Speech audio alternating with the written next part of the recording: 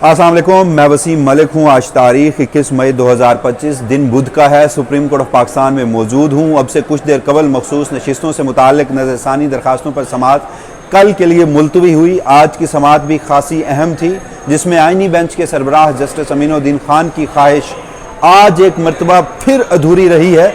जब बराह रास्त नशरियात का मुतालबा और इस्तदा की गई कमरा अदालत में, तो आइनी बेंच के सरबराह घबराए हुए नजर आए, अपने साथी जजेस से नाराज भी हुए और समाअत के अख्ताम पर गुस्सा करते हुए समाअत मुलतवी भी की। आखिर ऐसी क्या वजूहात थी? वो कौन सी ऐसी ख्वाहिश है जो उनकी इस मामले में पूरी नहीं हो पा रही?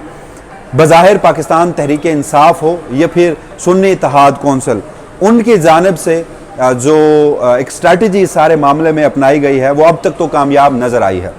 जबकि दूसरी जानिब आज के रोज़ ही सुप्रीम कोर्ट ऑफ पाकिस्तान के आइनी बेंच में इस्लामाबाद हाई कोर्ट में जजेस ट्रांसफ़र से मुतालिक जो दरखास्तें थी उस पर समाअत हुई। इमरान खान उसमें बराह रास्त फरीक थे, उनकी जानिब से एक दरख्वास्त दायर की गई थी, मगर साबिक वज़ीर आज़म इमरान खान के वकील के एक ब्लंडर की वजह से मैं यह समझता हूँ कि इस्लामाबाद हाई कोर्ट के 5 मुतासरा जजेस का केस जो है वो खासा इफ़ेक्ट हुआ है। ये तमाम तर कहानी है क्या, आज की इस वीडियो में तफसीलन गुफ्तगू करते हैं।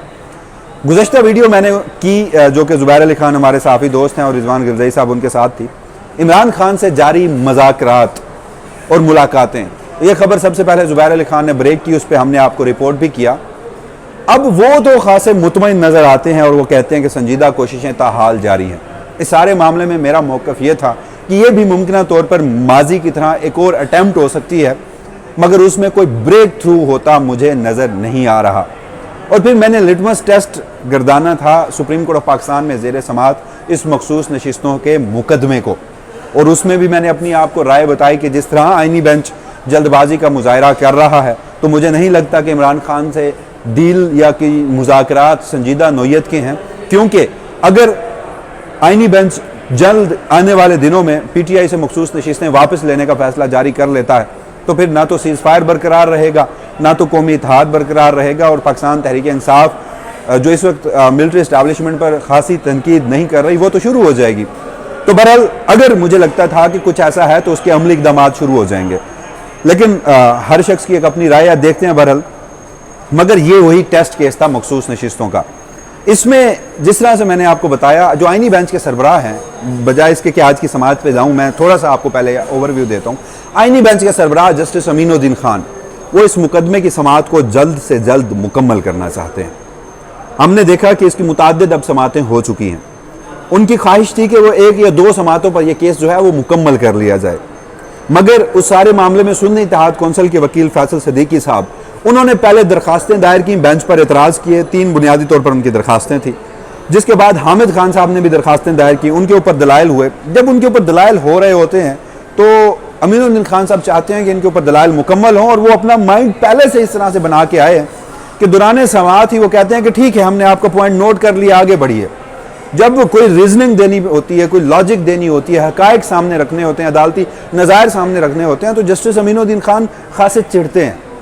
हमने ये भी देखा कि जब बेंच के दूसरे अरकान की जानिब से वकील से कोई सवाल किया जाता है तो जस्टिस अमीनुद्दीन खान उस पर नाराज़ भी होते हैं और गुस्सा भी होते हैं, क्योंकि जब वो सवाल और जवाब का सेशन शुरू होता है तो समाअत लंबी हो जाती है और फिर वकील के दलाइल ख़त्म नहीं होते। और अमीनुद्दीन खान साहब की जो ख्वाहिश है कि जल्द से जल्द समाअत को मुकम्मल मैं करूँ, इसके ऊपर फैसला दूँ, और उन्होंने माजी में जो फैसला दे रखा है मखसूस नशिस्तें उन्हीं सियासी जमातों को माल गनीमत की सूरत में बांटी गई, उनके एक फैसले के मुताबिक जो कि माइनॉरिटी में था, अब वो उसको मेजॉरिटी में तब्दील करना चाहते हैं इस रिव्यू में बैठ के। और फिर जिस तरह से काजी फैज़ ईसा इस मुल्क की 77 साल अदालती तारीख के एक बदतरीन किरदार थे, उनका 26वीं आईनी तरमीम से बराह रास्त मुफाद था और यही मखसूस नशिस्तों का मामला था। वो तो आखिर में जाकर उनके साथ भी हाथ हो गया। अब इसी तरह जस्टिस अमीनुद्दीन खान का मुस्तकबिल भी जुड़ा है, वो नवंबर 2025 में रिटायर होने वाले हैं। अगर मखसूस नशिस्तें वो हुक्मरान इत्तेहाद को देते हैं और 27वीं आईनी तरमीम होती है, तो फिर वो मजीद अपने ओहदे पर विराजमान रहेंगे। तो इसलिए मैं कहता हूँ कि जहाँ मखसूस नशिस्तों का फैसला, उसमें अमीनुद्दीन खान की जल्दबाजी और ये बज़ाहिर PTI के खिलाफ आने वाला है, और फिर 27वीं आईनी तरमीम भी होती है, तो फिर कौन सा इमरान खान के साथ मुज़ाकरात और संजीदगी और मामलात तो इससे मज़ीद गंभीर करने की कोशिश की जा रही है। बहरहाल मेरी एक राय है, लोग ये दावा कर रहे हैं कि अभी भी मुज़ाकरात संजीदा हैं और उसमें कोई ब्रेक थ्रू और आने वाले दिनों में सूरत हाल नज़र आ सकती है। तो देख लेते हैं, इंतज़ार कर लेते हैं। लेकिन आज की समाअत के ऊपर मैं आपके आता हूँ। जिस तरह से मैंने आपको कहा कि बराह रास्त नशरियात की जो एक इस्तदा रखी गई, मुतालबा किया गया आइनी बेंच के 11 रुकनी आइनी बेंच के सामने, हामिद खान की जानिब से यह दरख्वास्त दायर की गई थी और उसमें उन्होंने कहा कि जिस तरह यही केस माजी में मुतादिद उसकी समातें हुई, मरकज़ी केस था ये, काजी फायज़ ईसा ने बराह रास्त इसकी नशरियात की थी, लिहाजा आप भी इस केस को बराह रास्त नशर करें। मजीद उन्होंने माजी के कुछ केसेस का हवाला दिया जिस पर जस्टिस मोहम्मद अली मजहर ने सुप्रीम कोर्ट की बराह रास्त नशरियात के हवाले से कहा कि माजी के फैसले ज़रूर मौजूद थे और आप जिन फैसलों का हवाला दे रहे हैं उसमें भी कहा गया कि इंतज़ामी साइड पर फुल कोर्ट रूल्स तश्कील दे। लेकिन जस्टिस मोहम्मद अली मजहर ने कहा कि जब काजी फायज़ ईसा आए तो हमने कहा कि हमने फुल कोर्ट बुलाया, उसमें फ़ैसला किया, अक्सरियती फ़ैसला ये था कि आप बराह रास्त नशरियात करें। फिर हमने पायलट प्रोजेक्ट के तौर पर प्रैक्टिस एंड प्रोसीजर को पीटीवी के जरिए लाइव चलवाया, जिसके बाद वही हमारा पायलट प्रोजेक्ट मजीद आगे बढ़ा और हमने सुप्रीम कोर्ट ऑफ पाकिस्तान के कमरा अदालत नंबर 1 में अपना सिस्टम इंस्टॉल किया, हालांकि ये तमाम दीगर कोर्ट रूम्स में भी इंस्टॉल होना था। फिर वो कहते हैं कि मैं और जस्टिस अतर मिनुल्लाह एक कमेटी बनी हमारे 2 अरकान पर मुश्तमिल और हमने अपनी तफसीली रिपोर्ट भी दी और उस पर दोबारा फुल कोर्ट भी नहीं हुई और उस तफसीली रिपोर्ट पर अमल दरामद भी नहीं हुआ। लेकिन हाँ, माजी में जितने भी केसेस बराह रास्त नशर हुए वो क्या थे, वो एक पायलट प्रोजेक्ट थे, जिस पर जस्टिस जो हामिद खान साहब हैं उन्होंने कहा कि फिर ठीक है, पायलट प्रोजेक्ट तो अभी ख़त्म नहीं हुआ, काजी फायज़ ईसा पायलट प्रोजेक्ट बंद नहीं करके गए थे, तो आप उसी पायलट प्रोजेक्ट के तहत इस मुकदमे की बराह रास्त नशरियात कीजिए, क्योंकि ये बराह रास्त अवाम पाकिस्तान का मुकदमा है और जब आप बराह रास्त नशरियात करते हैं तो वो इसको विटनेस करके इसमें बराह रास्त शमूलियत लेते हैं और ये बुनियादी हकूक़ का मामला है। फिर उन्होंने कहा कि अब टेक्नोलॉजी का मसला भी नहीं है, लाइव स्ट्रीम किया जाए और जब तक इस लाइव स्ट्रीम के अरेंजमेंट्स नहीं होते तब तक ये दरख्वास्त समाअत के लिए मुलतवी की जाए। जिस तरह मैंने आपको बताया, गुज़श्ता रोज़ भी बताया, सुन्नी इत्तेहाद कौंसिल और उनके साथ साथ जो पीटीआई है उनकी ये ख्वाहिश है कि मौसम गर्मा की तातीलात से कबल इस केस की समाअत किसी सूरत मुकम्मल ना हो, क्योंकि वो एक वाहिद ऐसी रिलीफ है जो हासिल कर सकते हैं इस बेंच के सामने कि ये केस थोड़ा लंबा चला जाए। क्यों? क्योंकि इस बेंच से उन्हें रिलीफ तो नहीं मिलना, जस्टिस मंसूर अली शाह की सरबराही में 8 जजेस का जो फैसला था वो अनडू तो ज़रूर होना है। तो बहरहाल अब इस सारे मामले में चूंकि इतलात ये भी हैं कि अमीनुद्दीन खान साहब जो हैं वो हज पे जा रहे हैं, लिहाजा वो चाहते हैं कि वो हज पे जाने से कबल अपने इन जो केसेस हैं उनकी समाअत जो है वो बहुत जल्द मुकम्मल कर लें और फिर उसके बाद वो हज पे जाएं। तो खैर यहाँ पर जस्टिस अमीनुद्दीन खान ने कहा कि ऐसा नहीं हो सकता कि आप कोई दरख्वास्त दायर करते हैं और दरख्वास्त के ऊपर पहले हम फैसला करें फिर आगे बढ़ें। आपकी और फैसल सिद्दीकी साहब की जितनी भी दरख्वास्तें हैं उन पर फैसला सुनाकर आगे बढ़ेंगे, यानी वो उनके हर फिक्रे से ये झलक वाज़ेह होती है कि वो फैसला पहले से सोच के आए हैं, वो कोई अदालती कार्रवाई के नतीजे में फैसला नहीं करने जा रहे। जिस पर उसके बाद 26वीं आईनी तरमीम के ऊपर दलाइल दिए, मतलब एक सेक्शन था, हामिद खान साहब की दरख्वास्त थी जिसमें था ये कि 26वीं आईनी तरमीम के फैसले तक इस समाअत को मुलतवी किया जाए। उन्होंने कहा कि हम मसले की बुनियाद को नहीं भूल सकते, जो बुनियादी मसले की जड़ है वो 26वीं आईनी तरमीम है, लिहाजा जब तक उसकी दरख्वास्तों पर समाअत नहीं होती, उसका जुडिशल रिव्यू नहीं होता, आप इस समाअत को मुलतवी करें। उन्होंने कहा कि 20 से ज़ायद दरख्वास्तें दायर हुई, आपने उसके ऊपर 27 जनवरी को एक समाअत की, गुज़श्ता 4 महीने में 26वीं आईनी तरमीम के ऊपर समाअत नहीं हुई। जिस पर जस्टिस अमीनुद्दीन खान ने कहा कि मैं कहना नहीं चाहता लेकिन आपने बात की तो मैं बोल देता हूँ, इस पर लड़ाई थी कि 26वीं आईनी तरमीम कौन सुनेगा।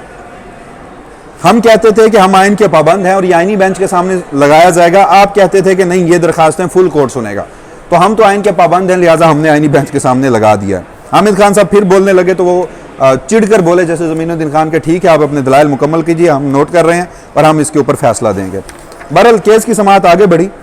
हामिद खान साहब जो दलाइल दे रहे थे उस पर जैसे जमाल मंदोखेल ने कहा कि ये 26वीं तरमीम जो है उसके ऊपर अगर उसकी समाअत होगी तो तब के दलाइल हैं, ये अभी फ़िलहाल 26वीं तरमीम हमारे सामने नहीं है, आप ये दलाइल ना दें। हामिद खान साहब ने कहा कि मैं तो चाहता हूं कि आप 26वीं आईनी तरमीम समाअत के लिए मुकर्रर करें ताकि मैं दलाइल दूं। जैसे जमाल मंदोखेल ने कहा कि हम आपकी दरख्वास्त सर तक पहुंचा देते हैं, वो समाअत के लिए मुकर्रर करने की दरख्वास्त भी कर देते हैं, यानी उन्होंने सर जस्टिस अमीनुद्दीन खान को मुखातिब किया। सर अकेले नहीं लगाते, जनाबे जो जनाब जमाल मंदोखेल साहब हैं वो खुद उस 3 रुकनी आइनी बेंच की कमेटी का हिस्सा है जो केसेस की समाअत के लिए मुकर्रर करती है। आप उनके ताबे नहीं है, आपका स्टेचर जस्टिस अमीनुद्दीन खान के बराबर है। आप भी उस केस में ये कह सकते हैं कमेटी के इजलास में कि उसको जल्द से जल्द समाअत के लिए मुकर्रर किया जाए। बहरहाल जैसे जमाल मंदोखिल जब ये कह रहे थे तो जस्टिस अमीनुद्दीन खान ने मुकम्मल तौर पर इग्नोर करते हुए हामिद खान साहब को कहा कि आप अपने दलाइल जो हैं वो आगे बढ़ाएं। समाअत जो है वो आगे बढ़ती है और इसी दौरान हामिद खान साहब जो हैं वो कहते हैं कि मेरी जो तीसरी बेंच के ऊपर दरखास्त बेंच के ऊपर एतराज़ात की दरखास्त थी वो अभी चूंकि समाअत के लिए मुकर्रर नहीं हुई, लिहाजा मैं उस पर दलाइल देता हूँ। हामिद खान साहब ने जस्टिस आयशा मलिक और जस्टिस अकील अब्बासी को उनका नोट जो है इस सारे मामले पर वो पढ़ने की कोशिश की, तो अमीनुद्दीन खान साहब ने उन्हें रोका और कहा कि हम आपको हाई स्टीम पर रिगार्ड करते हैं, आप सीनियर वकील हैं, आप एक ऐसा नोट पढ़ रहे हैं जिसकी कोई अहमियत नहीं है। उनके दलाइल जब हामिद खान साहब के मुकम्मल हुए, मुतासरा खवातीन के वकील हैं जिन्हें पहले मखसूस नशिस्तें इलेक्शन कमीशन ने दी थी, People's Party, PMLN, JUIF, MQM, उनके जो वकील हैं मुतासरा खवातीन के, जो कि वापस सुप्रीम कोर्ट ऑफ पाकिस्तान के 12 जुलाई के फैसले के बाद हो गई थी, तो उनके वकील हामिद खान मखदूम अली खान साहब रोस्टरम पर आते हैं और वो आकर कहते हैं कि जो फैसल सिद्दीकी साहब के और हामिद खान साहब के दलाइल थे एतराज़ात के हवाले से, मैं उसके ऊपर अपने दलाइल देता हूँ। वो ये कहते हैं कि अगर कोई जज एक बेंच से रिक्यूज़ कर जाता है तो फिर उसका वोट फाइनल जजमेंट में शुमार नहीं होता। मखदूम अली खान ने यह भी कहा कि अगर कोई जज डिसाइड करके इब्तदाई सतह पर केसेस को, जिस तरह से अब जस्टिस अकील अब्बासी और जस्टिस आयशा मलिक ने इस केस में किया, वो करता है तो फिर क्या होगा, फिर उसका जो वोट है यानी फाइनल जजमेंट में वो शुमार होगा। फिर उन्होंने कहा कि ये कहा जा रहा है कि ये 11 रुकनी बेंच है, लिहाजा जो मरकजी केस में बेंच था उससे कम बेंच रिव्यू में नहीं बैठ सकता। तो मखदूम अली खान साहब ने कहा कि ये 11 नहीं 13 रुकनी बेंच है, 2 जजेस डिसाइड कर चुके हैं, 11 जजेस ने अभी डिसाइड करना है और जो हतमी फैसला होगा वो 13 जजेस का होगा।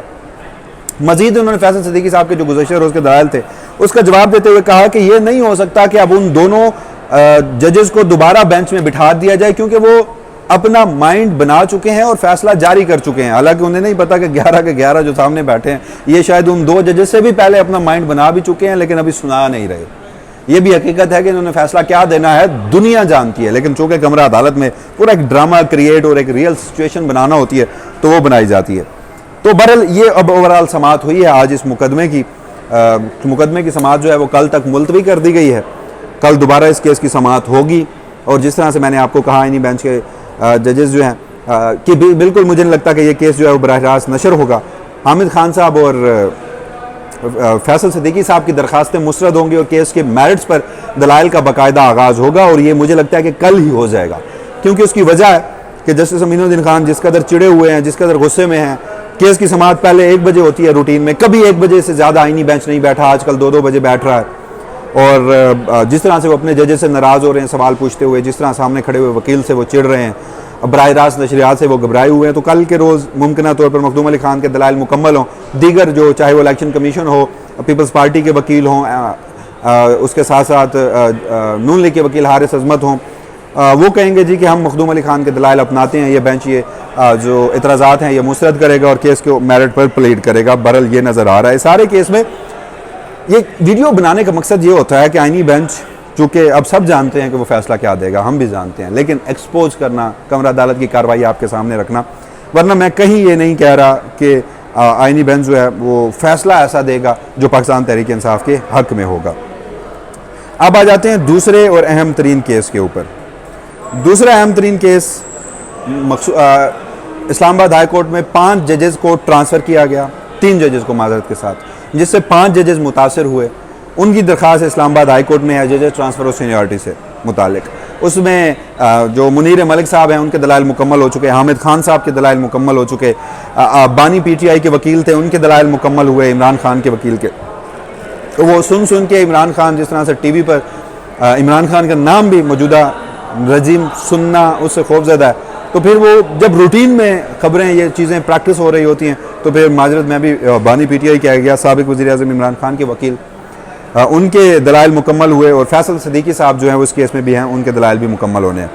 आज के रोज़ जो अहम तरीन मामला था जिसको मैंने आपको बताया कि मेरे नज़दीक ये इमरान खान के वकील का ब्लंडर है जिससे इस्लामाबाद हाई कोर्ट के 5 जजेस का केस मुतासर हो सकता है, वो ये कि दौरान समाअत जस्टिस शाहिद बिलाल हसन ने इमरान खान के वकील पर सवाल किया कि आप दरख्वास्त का पैराग्राफ नंबर 4 पढ़ें, आपने लिखा क्या है? क्या मुल्क की तारीख में किसी सियासी लीडर ने कभी ऐसी दरख्वास्त दायर की है? दरख्वास्त में कहा गया है कि दबाव कबूल ना करने पर इन जजेस को निशाना बनाया गया। दरख्वास्त में यह भी लिखा गया है कि इमरान खान को रिलीफ देने पर जजेस को निशाना बनाया गया। मेरा दिल तो इस दरख्वास्त को जुर्माने के साथ खारिज करने का है। दरख्वास्त काबिल समाअत होने या जुर्माना करने की तरफ नहीं जा रहा। इस किस्म की दरख्वास्त से तो हाई कोर्ट के जजेस को भी शर्मिंदा किया गया है, ये जस्टिस मोहम्मद अली मजहर ने कहा। अब होना तो ये चाहिए था कि इमरान खान के वकील इस केस में, इस मामले पर जब एक फुल टास आई थी तो उसके ऊपर दलाइल देते। अच्छा, इस केस में जो इदरीस अशरफ साहब हैं एडवोकेट, वो पीटीआई का हिस्सा नहीं है और इमरान खान के केसेस भी नहीं लड़ते। उन्होंने कहा कि जी मैंने ये दरख्वास्त नहीं लिखी, ये दरख्वास्त पीटीआई के वकील शुएब शाहीन की जानिब से लिखी गई थी, लेकिन चूंकि वो दस्तयाब नहीं थे मुझे दलाइल देना पड़े। हालांकि गुज़श्ता रोज भी सुप्रीम कोर्ट में शुएब शाहीन साहब मौजूद थे, आज के रोज भी सुप्रीम कोर्ट में शुएब शाहीन साहब मौजूद थे। जब दरख्वास्त उन्होंने दायर की थी, जब इमरान खान बराह रास्त इस केस में फरीक हैं, पीटीआई फरीक है और पीटीआई ये समझती है कि वो उन 5 जजेस के साथ खड़ी है, तो फिर वकला की पूरी एक लाइन है, आपके चेयरमैन वकील, आपके जनरल सेक्रेटरी वकील, आपके एमएनएस वकील, पार्टी पूरी वकला में घिरी हुई है। आपका एक वकील भी इस केस में पेश नहीं हुआ। शुएब शाहीन साहब ने भी ओनरशिप नहीं ली, एक ऐसे वकील को भेज दिया जिसने कहा कि मैं सियासी नोयत की बयानबाजी यहां पर नहीं करूंगा, मैं सिर्फ आपको इस केस में आईन और कानून बताऊंगा। हालांकि वकील को यह बताना चाहिए था, अगर कोई समझदार वकील खड़ा होता, कि जजेस के ऊपर दबाव था, इमरान खान के केसेस की वजह से ही था। ये एक एडमिटेड फैक्ट है, सर्कमस्टांशियल एविडेंस है। इस्लामाबाद हाई कोर्ट के उन 6 जजेस का खत पढ़ा जाता जिसकी शुरुआत ही टेरियन वाइट केस से होती है कि उस टेरियन वाइट केस में किस तरह जस्टिस आमिर फारूक ने मिलकर खुफिया एजेंसियों की जानिब से दबाव डलवाया कि हम अपना फैसला तब्दील करें, इमरान खान के खिलाफ जारी करें।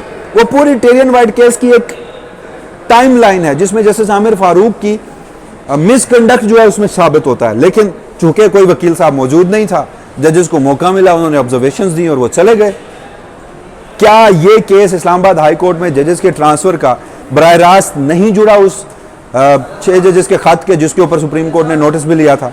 तो ये बहरहाल एक अनफॉर्चुनेट सी चीज़ हुई है, जिससे मैं ये समझता हूँ कि जजेस का जो केस है वो कमज़ोर हुआ है और वकील साहब को गवारा नहीं था कि वो शायद आईनी बेंच के सामने पेश हो, सुप्रीम कोर्ट में फिर रहे थे। हमने देखा केस की फौरन समाअत के बाद भी शुएब शाहीन साहब जो हैं वो यहाँ मौजूद थे। तो ये अब तक की डेवलपमेंट थी। इस हवाले से मजीद जो तफसीलात हैं वो वसीम मलिक मजीद डेवलपमेंट्स के साथ एक और वीडियो की सूरत में आपकी खिदमत में हाजिर होगा। तब तक के लिए मुझे दीजिएगा इजाज़त। अल्लाह निगहबान।